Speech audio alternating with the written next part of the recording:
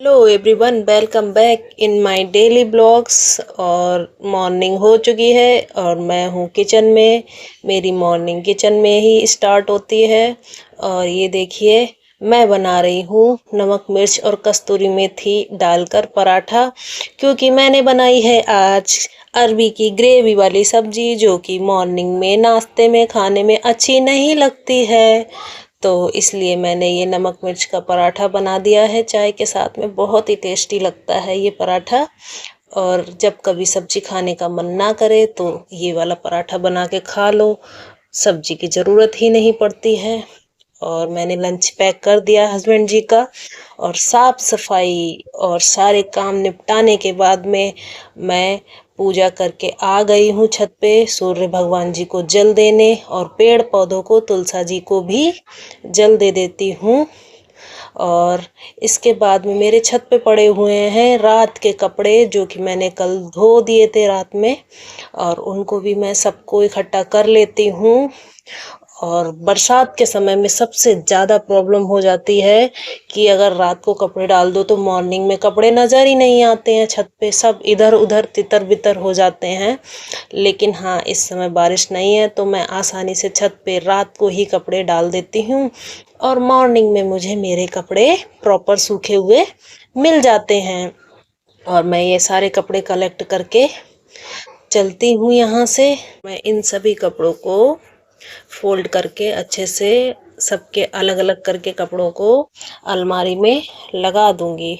और इसके बाद आज मेरा कुछ महत्वपूर्ण काम यह है कि मुझे गद्दों में लगवानी है धूप। और गद्दे हैं बहुत भारी भारी, तो सोच कर थोड़ी सी जान मेरी सूख रही है कि कैसे उठा कर लाऊंगी मैं गद्दे। तो चलो, मैं कुछ बच्चों को भी लगा दिया है मैंने थोड़ा सा, कि छोटे छोटे से तो बिस्तर बच्चे उठाकर ला रहे हैं, बाकी भारी भारी जो गद्दे हैं मैं खुद उठाकर छत पर डाल दूंगी जाके।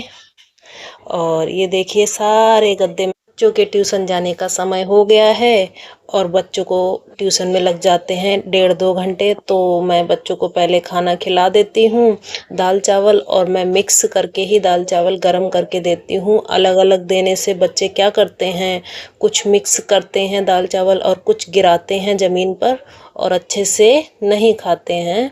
तो मैं पहले बच्चों को खाना वगैरह खिला के ट्यूशन छोड़ के आ जाती हूँ। मन्नत देखो कैमरे में कैसे बिल्कुल अटेंशन होकर देख रही हैं कि मैं कैमरे में बस दिख रही हूँ। और मन्नत की तो हैबिट है कि जब भी कुछ भी होता है तो मन्नत कहती है, मम्मी कैमरा लेकर आओ, जल्दी से वीडियो बनाओ। और बच्चों को भी मेरी तरह कुछ ऐसी ही आदत पड़ चुकी है। ये देखो, सामने बिल्कुल देखे जा रही हैं मन्नत की ये चोटी, नारियल की जैसी चोटी तैयार हो चुकी है। बच्चों को ट्यूशन छोड़ के आने के बाद में मेरे कुछ काम जो हैं, पूरे दिन जो गद्दों में धूप लग गई है उनको मैं ऊपर से उतार कर लेकर आऊंगी।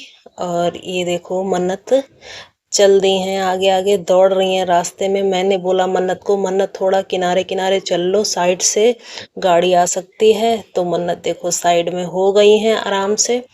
और ये इनको ट्यूशन दोनों को छोड़ के आने के बाद में अब मैं सोच रही हूँ कि गद्दे ऊपर से लाऊं। और ये गद्दे लेके आने में क्या ही मुसीबत हो गई है मेरी। मुझे पता है कि मैं कैसे लेकर आई हूँ। एक तो इनका वेट इतना होता है और ऊपर से छोटे छोटे से जीने, उतरना चढ़ना बहुत ही मुश्किल हो जाता है। लेकिन जो भी काम है, ये काम बहुत ही ज़रूरी है, क्योंकि बारिश के समय में गद्दों में थोड़ी सी सीलन वगैरह आ जाती है।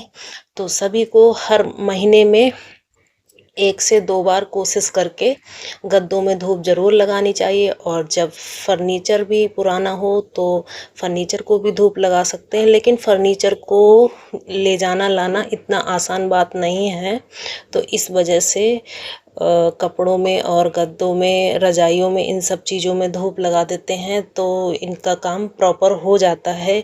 फिर फर्नीचर तो अपनी जगह पे ही रहेगा, क्योंकि फर्नीचर को हम हटा नहीं सकते हैं।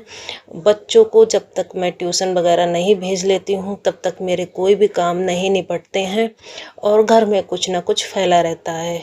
और बाई चांस की बात है, थोड़ा सा कमरा मेरा छोटा है, इस वजह से वहीं पर सारी चीज़ें होती हैं तो कुछ ना कुछ फैला रहता है। और ये देखिए शाम को आने के बाद में बच्चे अपने साथ ही अपनी माइक्रोनी लेकर ही आए हैं कि मम्मी मुझे माइक्रोनी बना दो। और ये देखो जिद करके अपनी माइक्रोनी बनवा ली है। और जैसा कि आपस में बस एक ही चीज़ के लिए लड़ते रहते हैं, मैं ये वाली नहीं लूँगा, मैं वो वाली नहीं लूँगा। ये दोनों का डेली का ही काम है।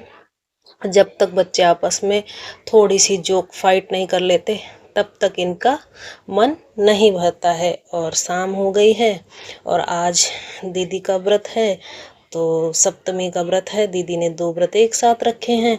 तो अब मैं बना रही हूँ ये खीरे का रायता। और खीरे के रायते के साथ में मैं बना रही हूँ कोटू सिंघाड़े के पराठे।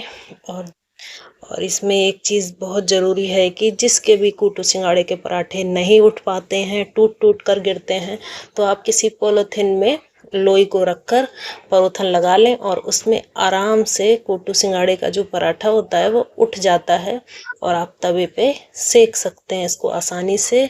और ये देखिए मेरी थाली आलू टमाटर की सब्जी, घिया की सब्जी और रायता तैयार है।